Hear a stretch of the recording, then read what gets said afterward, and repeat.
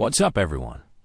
Are you a Honda Fit owner seeing that annoying tire pressure warning light on your dashboard, even when your tires seem perfectly fine? Don't fret. This comprehensive guide will walk you through the simple steps to reset your TPMS light on various Honda Fit models. So let's go and do that together.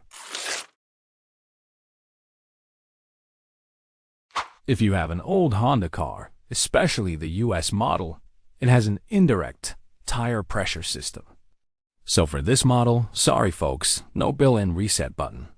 You'll need a scanner tool or a trip to the tire shop. Check for a low tire and make sure all 4 tires are equal and correct.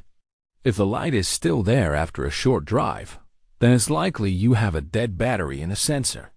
Yep, each sensor has a little battery, and after generally lasting about 10 years, especially on older models, it just runs out of juice.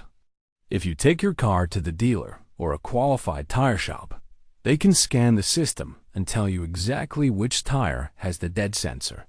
You need to replace the sensor, and the tire dealer should be able to program those to the ECU for you.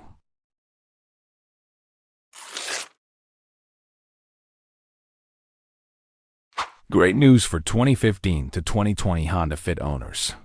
These models come equipped with a dedicated TPMS reset button. Before attempting any TPMS reset, always adjust the cold tire pressure on all 4 tires to the recommended PSI listed on your driver's door placard. This is a critical first step for a successful reset and accurate readings. Inaccurate tire pressure is the most common reason for the TPMS light to come on. So the way you reset is: Step 1. Turn your key to the on position. Step 2. Look on the left side of your dashboard, just under the steering wheel. You'll see a small button with a symbol that looks like a horseshoe with an exclamation point. That's your TPMS reset button.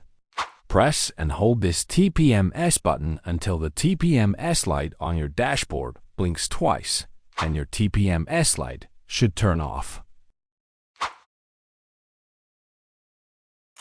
After that, you can release the button. Now, take your car for a short drive, maintaining a speed of approximately 50 miles per hour for a few minutes. This allows the system to recalibrate the sensors, and you're done. And that's it. Easy tire pressure light reset done, right? If this helped you out, smash that LIKE button.